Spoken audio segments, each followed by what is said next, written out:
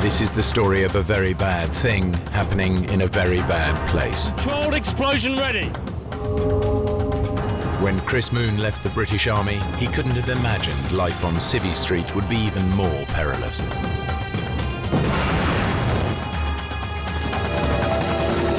Working for a charity clearing landmines in Cambodia, he is kidnapped by armed guerrillas. We are demining the area. Getting out alive will be the biggest challenge of his life. We are a neutral organization. What happens if we stay here?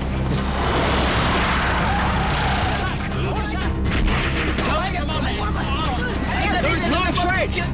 From now on, the choices he makes will determine whether he lives to tell the tale. Where are you taking him?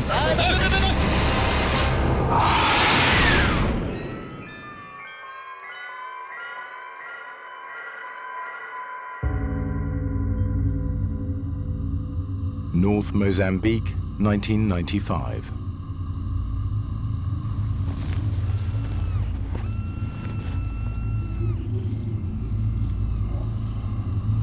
Chris Moon is working for a charity clearing landmines.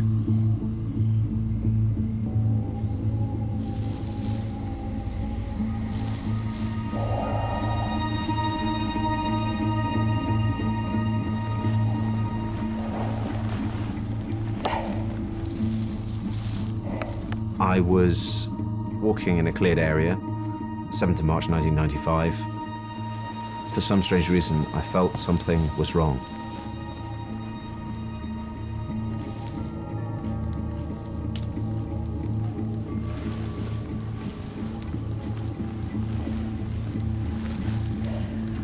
I turned.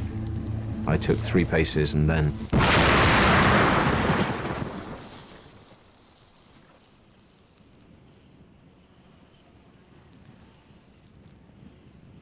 I realised in a split second that there was only one possible cause for the blast, and that must have been something I stepped on. Looked down and I saw that there was a hole in my right hand that was the same size as the demining tool that I'd been holding.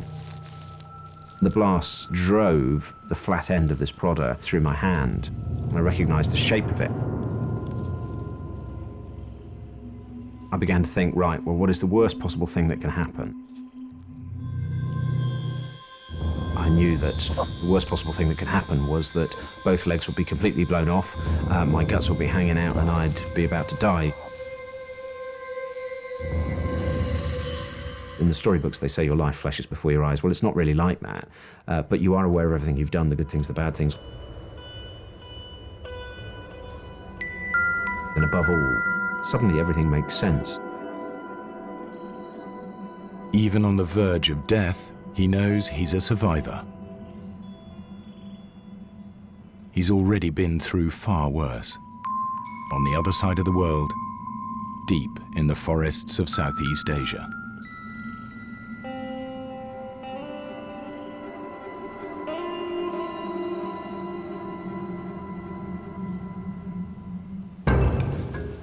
Two years earlier, after leaving the army, Chris Moon travelled to Cambodia.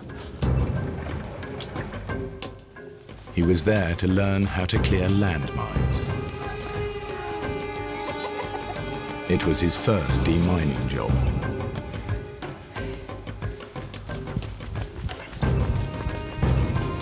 The whole Cambodian landscape was riddled with landmines, the deadly legacy of civil war. 6 to 10 million mines scattered across the country. In roads, fields, even school playgrounds. The problem with landmines is that once the fighting stops, these things are killing and maiming people for decades afterwards. Chris and his team started working in a small village in a safe but remote area. We were working all together in Posat province for mine clearance. My job as his interpreter. Mine clearance is relatively straightforward. They're working in a metre-wide lane, which is very clearly denoted with white sticks.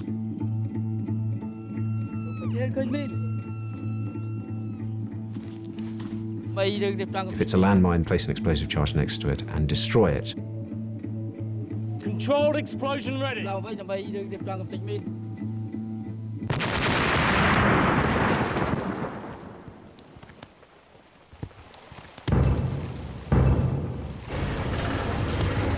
Although the civil war had finished and the United Nations were now running the country, the Khmer Rouge still posed a serious threat.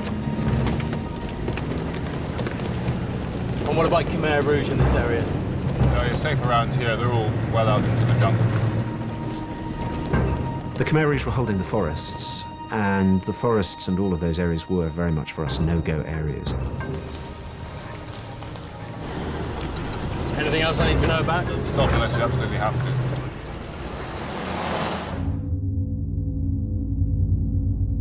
The Khmer Rouge committed widespread atrocities throughout the country. As many as 2 million people died, perhaps a quarter of the population. They brutally tortured many thousands. In modern history, perhaps the killing fields of Cambodia are unparalleled.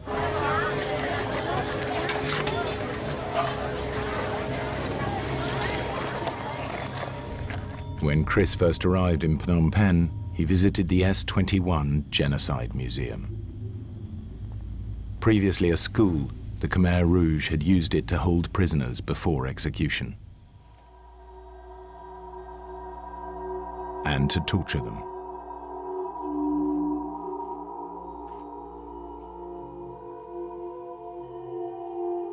He quickly learned the details of Cambodia's brutal recent past. The Khmer Rouge had taken over the country on April 16th, 1975. They forced everybody out of the towns. They turned the country into a huge labor camp.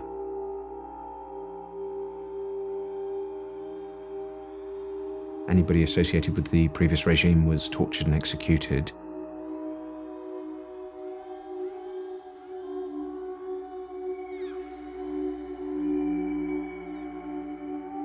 Before long, he himself would be a prisoner of the Khmer Rouge.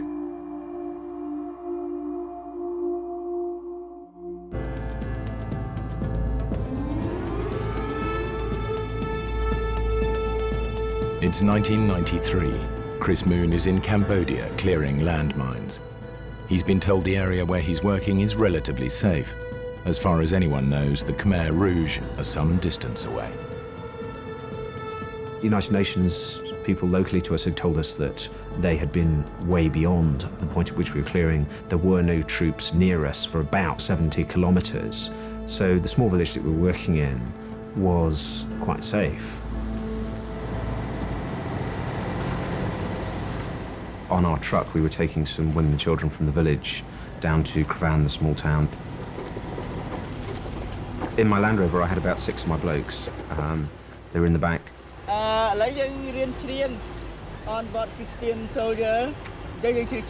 My Cambodian colleagues asked me if I knew any English songs, and for some strange reason, the only song that I could remember the words for was Onward Christian Soldiers. Okay, and onward Christian soldiers.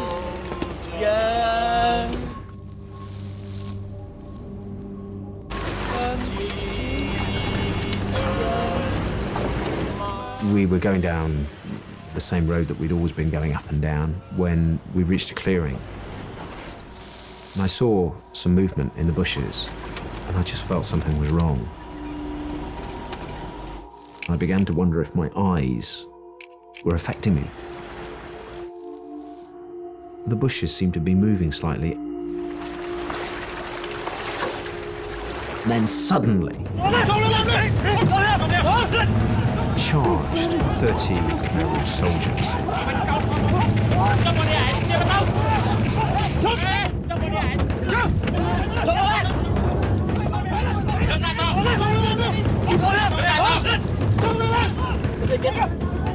I kept thinking, what am I going to do? What am I going to do? I have to do something. There's nothing I can do except choose my attitude. I feel very scared at that time. Just stand still. When the Khmer Rouge kidnap anybody, they were killed. Chris, he didn't scare, he looked normal.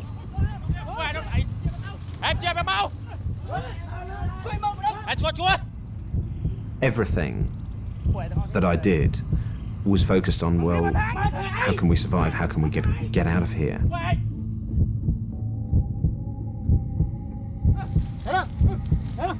I thought about every gesture, every move, every blink of an eye.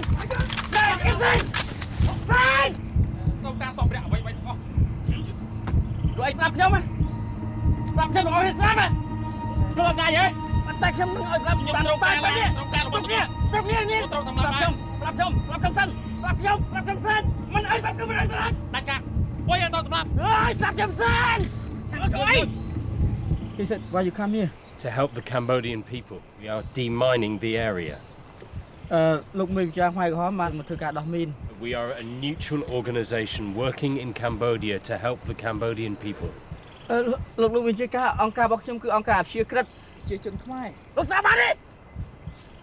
He said that he doesn't care neutral or it's not neutral, but this is his area. He tried to say more words, you're gonna kill us. And then they tell us to take our clothes off.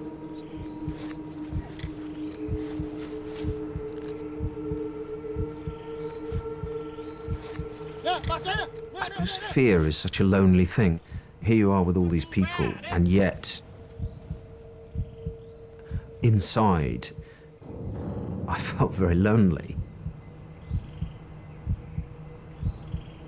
And I'm standing there in my underpants thinking, right, no matter what happens, I'll never assume the role of victim. Because I do think that if you behave in a certain way, you pre-program others to treat you in a certain way. They tell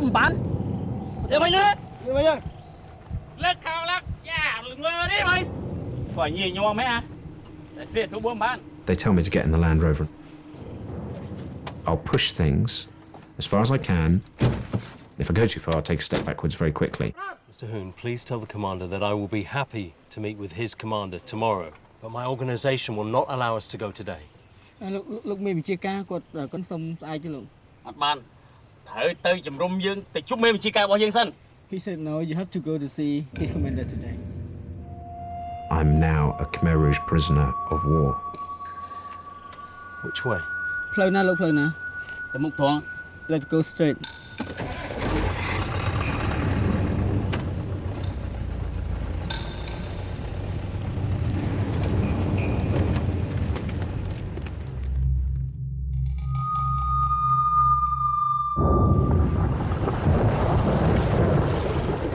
We're driving for what seems an eternity.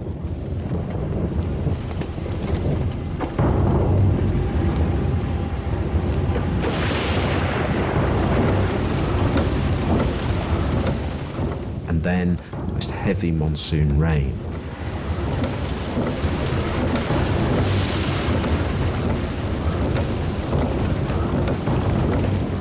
The look on Ben's face tells me that he thinks we're going to die. There's no hope in his eyes. I'm watching the Khmer Rouge soldiers. I'm trying to work out what's going on inside their heads. You look in their eyes and there's just nothing there. There's no compassion, no feeling, no nothing. And there would be no point, you realise quite quickly, in ever asking them for kindness or mercy because they couldn't understand it.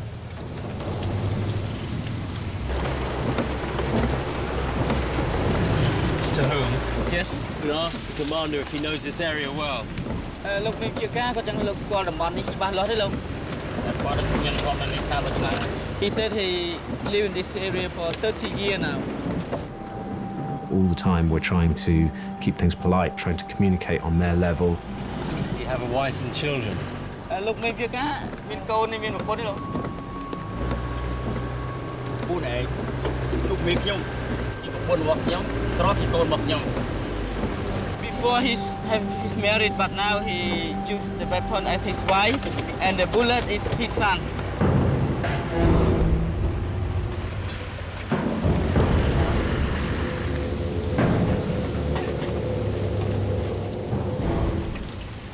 The Russian-made ZIL truck may have confused the Khmer Rouge. Their enemies have been using Russian military advisors for many years. Perhaps they think that's what Chris is really doing in Cambodia.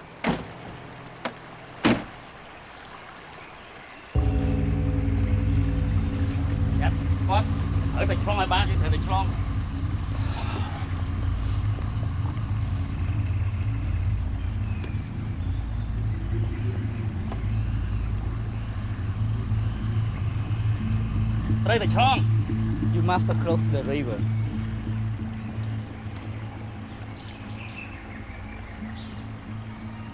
Tell the commander to send one of his men through the river first. Psychologically, it's going to be far better if I make him send one of his men in to get wet. What I need to do is create some sort of a relationship with them in which they respect me. The commander would be very unlikely himself to walk through. He'd get one of his guys to do it. This river marks the unofficial boundary between government and Khmer Rouge territory. The recent heavy monsoon rain has made it virtually impossible to cross. No, it is too deep for the Land Rover. We cannot go across. For the first time that day, I feel good because I'm calling the shots. I'm saying no. I am now in control.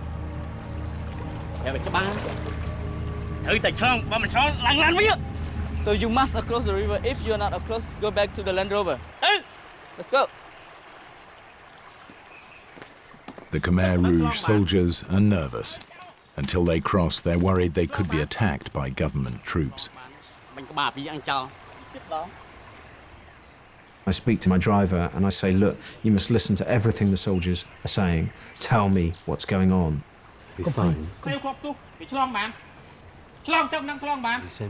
If in like 20 minutes we are not across the river, they want to burn our car and they want to kill us. We'll get across the river. I have to find a way to get the vehicles through.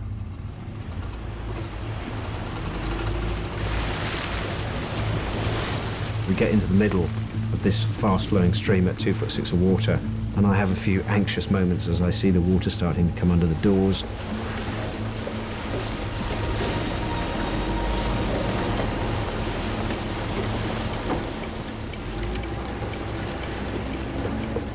We just get through.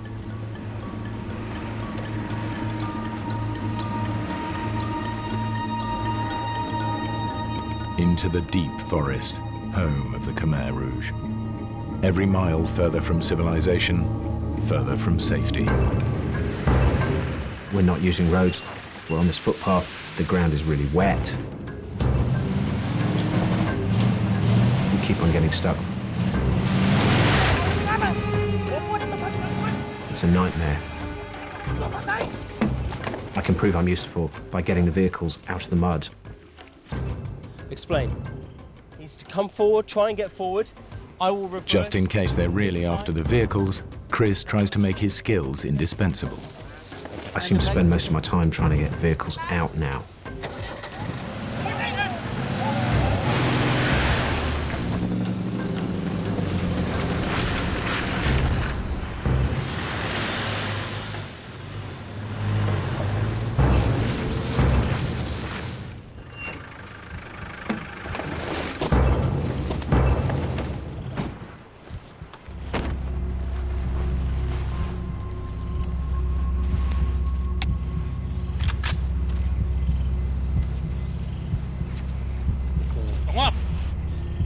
Don't look at them.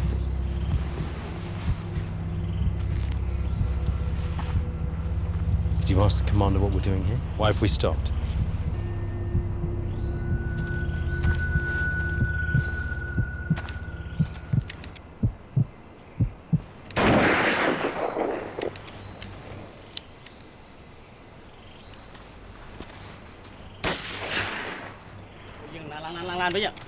I know by now that we must be deep into their territory.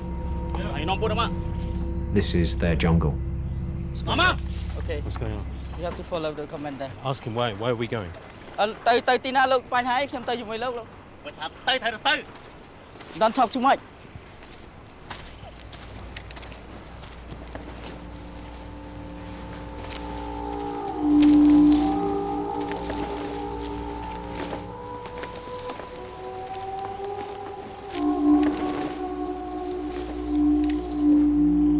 The little man comes towards us. He's got a hard face.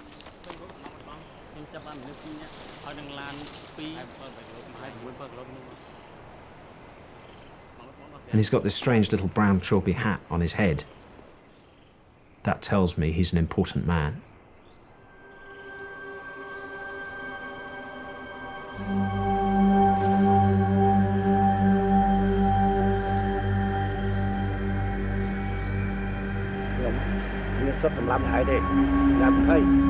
I don't have the authority to shoot you today.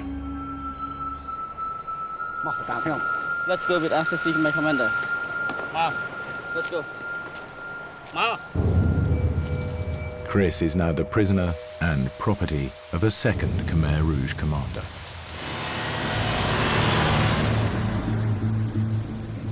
Each of the commanders has his own territory and his own men. They're a bit like medieval warlords, independent but also part of a pyramid of command and obedience, leading ultimately to Pol Pot.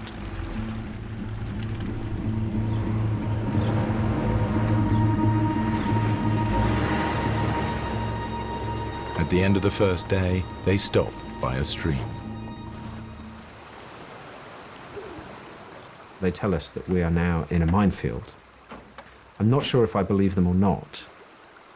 It could be a genuine warning, or simply a lie to keep them from running away. You ask the commander what his plan is. Why have we stopped? Are we staying here tonight? Tonight we sleep here. Tell the commander it is not possible. The rules of my organization will not allow me to. ខ្ញុំគិតថាមិនអាចធ្វើបានទេព្រោះអីច្បាប់នៃអង្គការរបស់ខ្ញុំទីបានទេ You must stay here. There's no point in talking to them. We try to explain who we are, what we're doing, and they just shrug their shoulders. The frustrating bit for me is that they just can't understand what I'm doing, can't compute it. To explain that I'm not their enemy is just an impossible task. What do you think of the commander? I think the Khmer Rouge, you know, we cannot trust them. They are very cruel.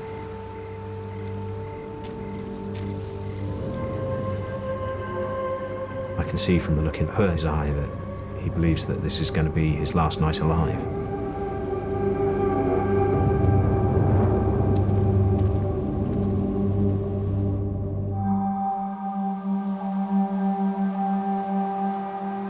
Chris Moon and his colleagues are prisoners of the Khmer Rouge, forced to play a delicate psychological game of survival. It's morning on the second day, and Chris asks his captors for permission to wash.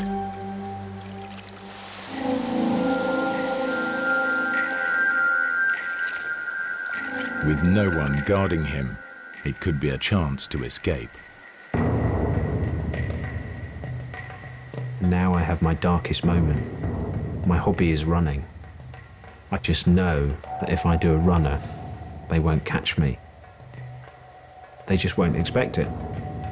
He might be able to make his way back out of the jungle, following the course of the stream.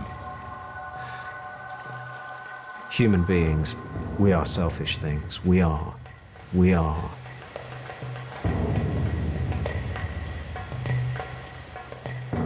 Chris, he has chance to escape.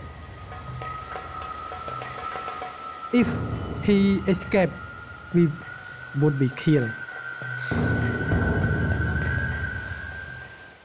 But he decides not. I can't leave my colleagues. Now I can't leave them, so I walk back slowly to the vehicle. I think that Chris Moon is a brave man in my heart.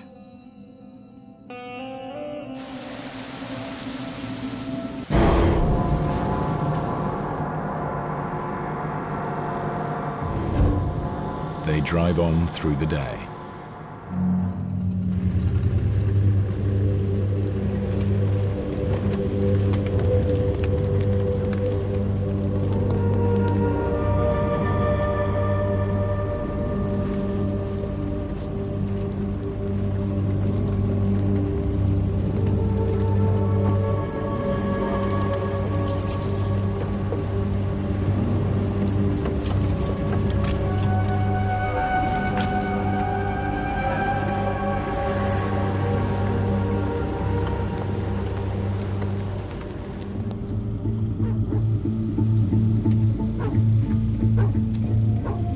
At last, they approach the heart of darkness, a Khmer Rouge base deep in the jungle.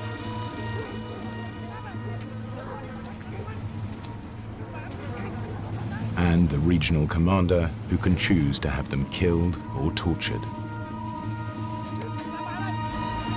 Deep down inside, I begin to think maybe there is no hope. And that's when I have to banish the demons.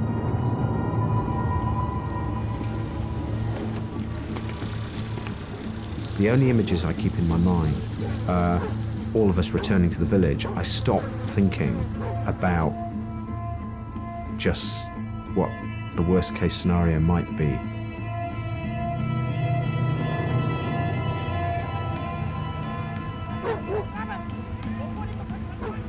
My imagination keeps leaping off all the time. I have this dread, and if I focused on it, what I'd be thinking of is all the horrible stories about them torturing people. I think about what I need to do when I meet this commander to communicate with him. That is all that I allow myself to think about. If I start to think about my fear, it's opening the floodgates. So all of the time, it is about controlling the way that you think.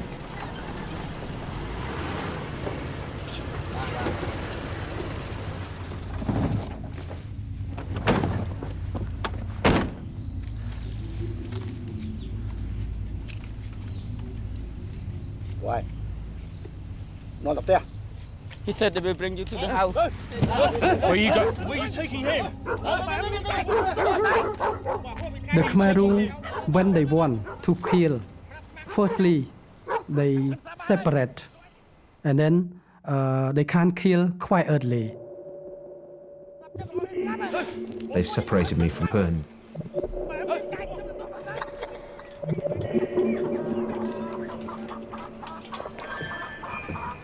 Wonder what's going to happen.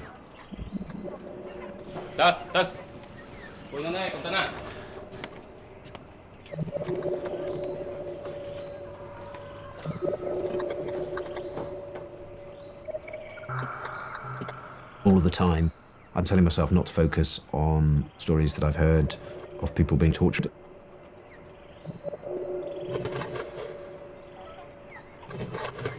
This is the end of the journey.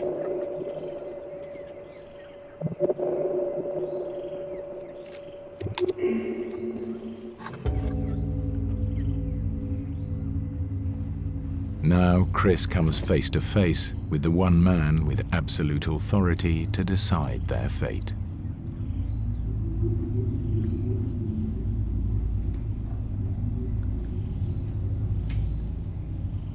Their lives hang in the balance.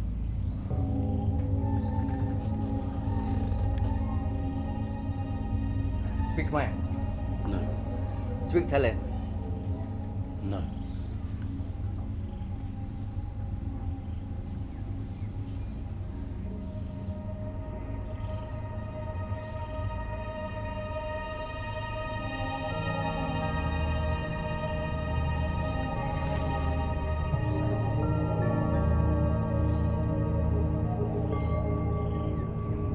You?មកកម្ពុជាធ្វើអី? I don't understand what you're saying. Hmm? I've been here for 6 weeks. Min. Yes, yes, yes. Yes. To Cambodia. In Cambodia. Yeah. 6 6 weeks 6 weeks. in Week 6 in Cambodia. in Cambodia. Your name, name. Clever. Clever. Yeah. Clever. Yeah. Chris. Clever. Mr. Clever, he's got a sparkle in his eye. There's an element of some humanity there, which I find immensely cheering. United Kingdom. 1 2 3 4 5 6 England. Clever. Clever. Yeah.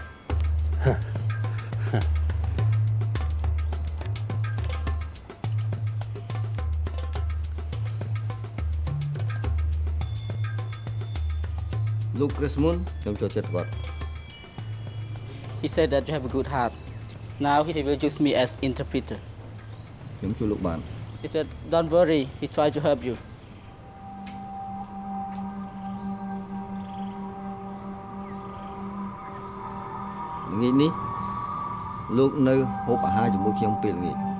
This evening, you should have dinner with him.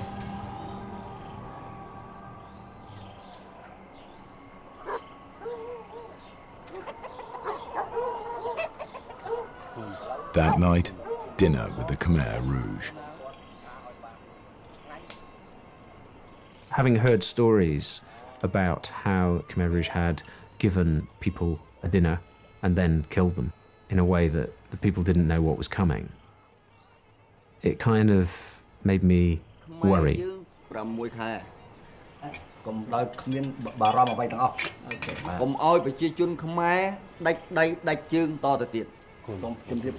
Please bring beer. Please all of you enjoy. Meal. I live in Pol Pot regime.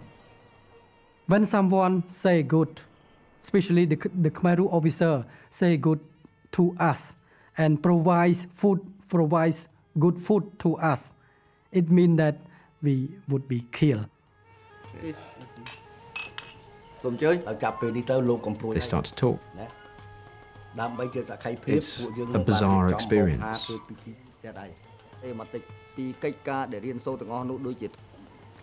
Please thank the commander for his hospitality. Although things were very polite, we didn't know what to expect. So please enjoy your supper. In my mind, I thought that we would be killed. There's going to be no concept of us being held for a long period of time. We are either going to be killed or released.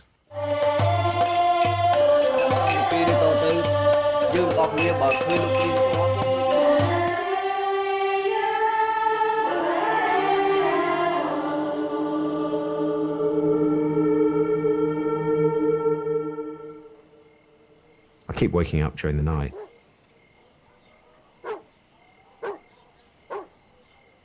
I can smell a cigarette.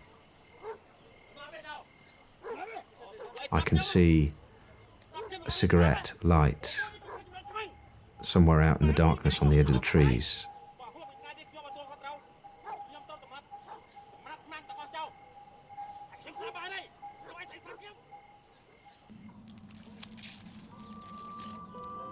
In the morning, they're still alive.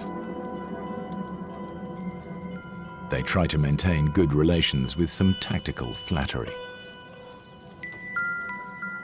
We try to save our life by say Khmer Rouge soldiers are good, that we and Khmer Rouge were not enemy.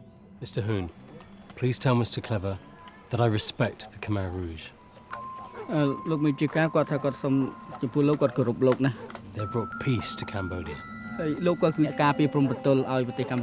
Defeated the Vietnamese.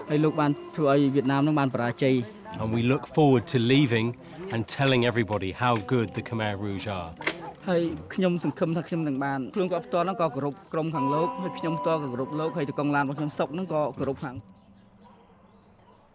As the day drags on, it seems less likely they'll be shot. Instead, they just wait and wait. Then, way in the distance, I think I can hear something.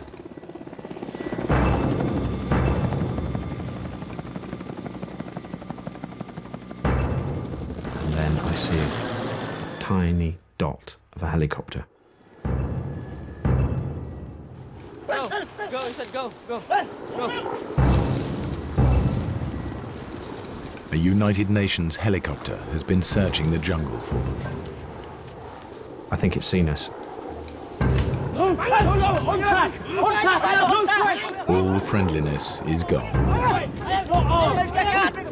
It's not armed. Mr. Rouge, tell the commander it's not armed. There is no threat. It's not armed. Suddenly, No! Stop shooting!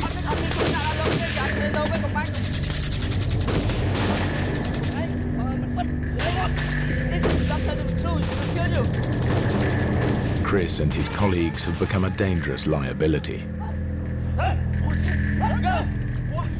Mr. Clever needs to get rid of them, fast. So Mr. Clever changed his mind. And I thought that, it finished our life.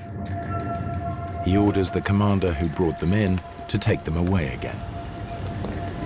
This time, he can do what he likes with them. by sending us back, it was the other commander's problem. That's why he sent us back.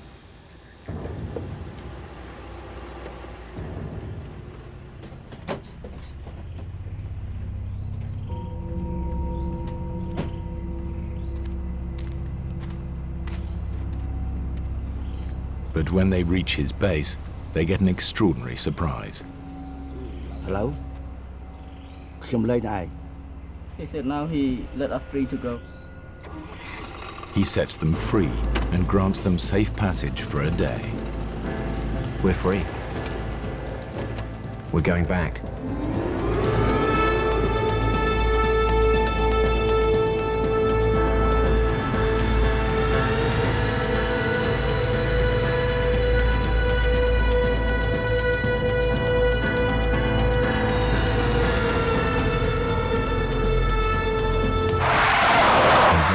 To my complete horror,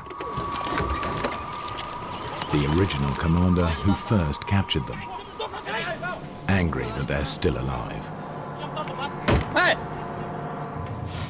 Cái này ao rồi. Ôi sao lên? Cái này ao.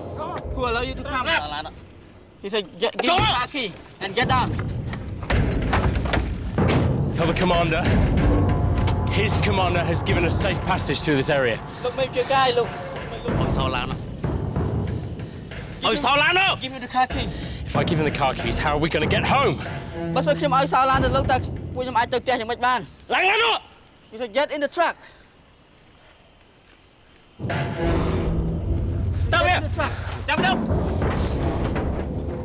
On the verge of freedom, they trade their Land Rover for their lives.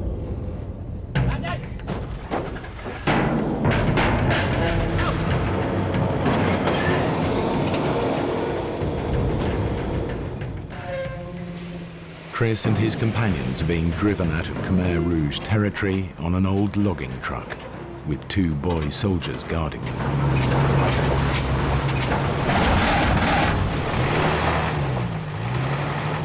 Let's go. Let's go for a walk.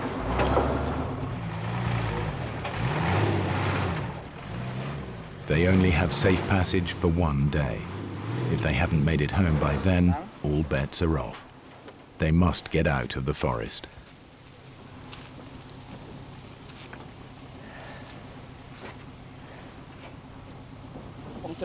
We cannot get out. It's stuck too deep. What happens if we stay here? Another Khmer Rouge come and kill us because they only let us pass today. Chris tries a new approach to intimidate the boy soldiers and scare them into doing what he wants. What's this place? This is a ghost place. There's many people die here. The boy soldiers will be able to find their way back to the village from here. Okay, I will ask him. Bring them over. The Khmer Rouge soldier, they illiterate. So their belief of the ghost. Chris Moon, he said that, oh, this area is a lot of ghosts. If we stay here, maybe the ghosts kill us. Tell them we have to leave this place very quickly. Tell them this is a ghost village. I have seen them. They will be very angry if we stay. Now a new plan. Okay. Which way? To walk through the night and to keep going until they're free. It will mean walking in the dark, through jungle, through rivers, through minefields.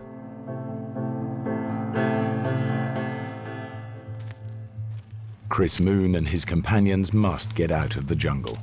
It's now their third night in Khmer Rouge territory, and Chris is determined it'll be the last. We're walking for our lives. We have to be out of there by daybreak.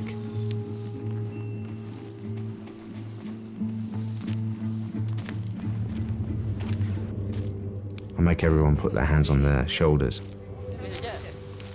In the darkness. In this place where there are no rules. Where I'm just so angry with them for what they've done. I have to confront the fact that what I hated in Khmer Rouge might also be in me too. Because I have a very wicked thought. Maybe I should kill the boy soldier. I've even got my hand on his neck. I can snap his neck like a pigeon. And then I've got the weapon to get the other one when we emerge out into the night.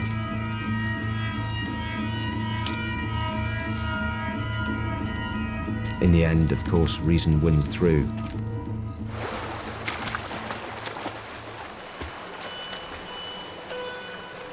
We walk almost the whole night.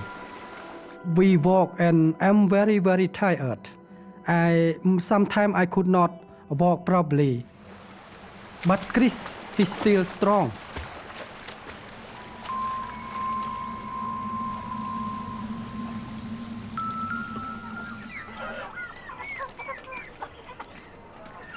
Two hours after sunrise, they reach the village where they started, and the villagers they last saw at the ambush.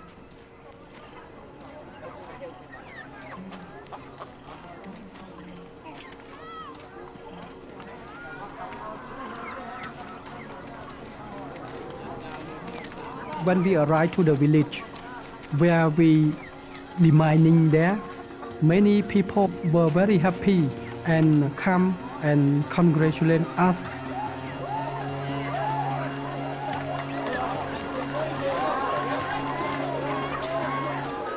This is a place where the children are laughing and the children are playing. I think it's the most moving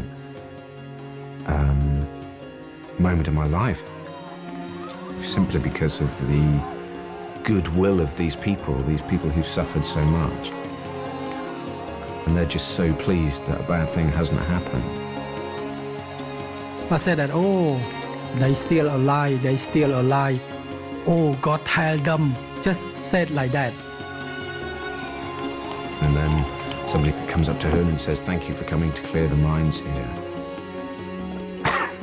And at this point I get a very big lump in my throat and I must confess I shed a tear, which I rapidly wiped away in a sensible and British fashion.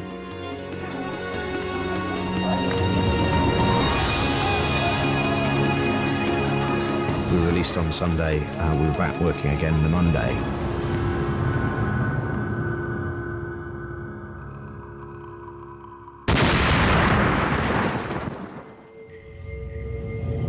Get back! No one in the safety lane! Get onto US aid! Try to get the copter to come in and do a casevac!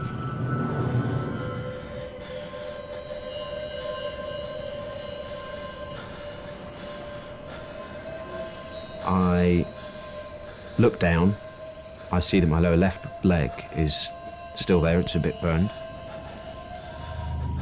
But my lower right leg has been completely blown off.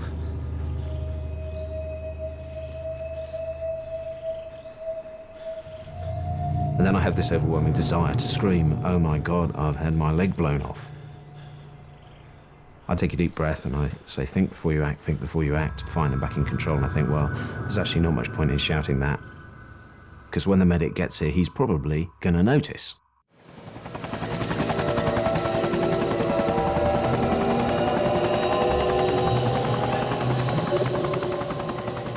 People talk a lot about the survival mechanism, that your survival mechanism kicks in.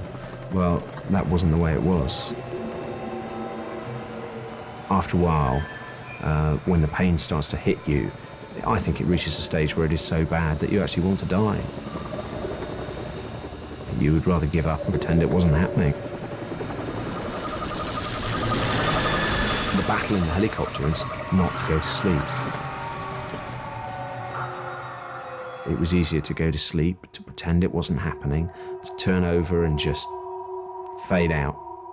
And dying is definitely, in those circumstances, the attractive option. It's easier to die.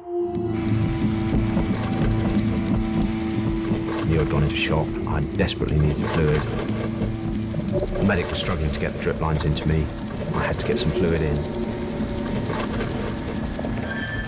I decided that I would drink my drips.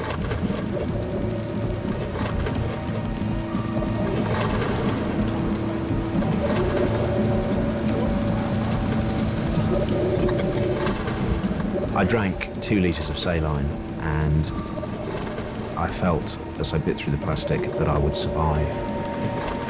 It didn't enter my head that I wouldn't survive. Once I'd made that decision to live, I thought of all the reasons I had to live.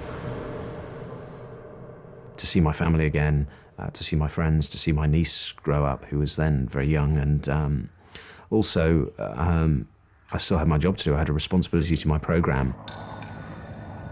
I didn't want to die because I knew it would be bad for funding for my programme.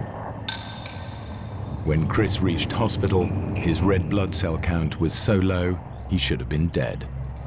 His right leg was lost below the knee, and his right lower arm had to be amputated. But he vowed to make a full recovery. Within a year, he was running marathons. Eventually, he ran the Marathon des Sables, 7 grueling marathons across the Sahara Desert. 7 marathons in 7 days.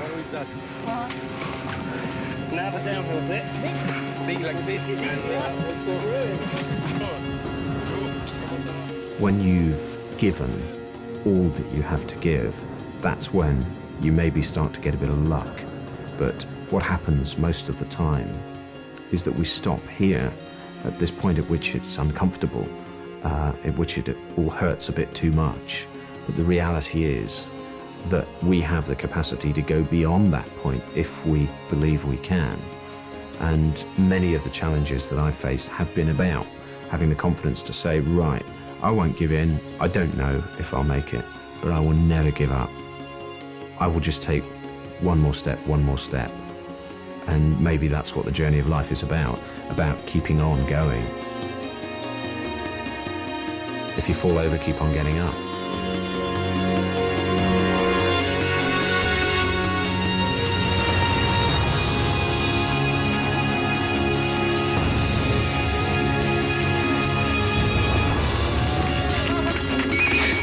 It's good to be here.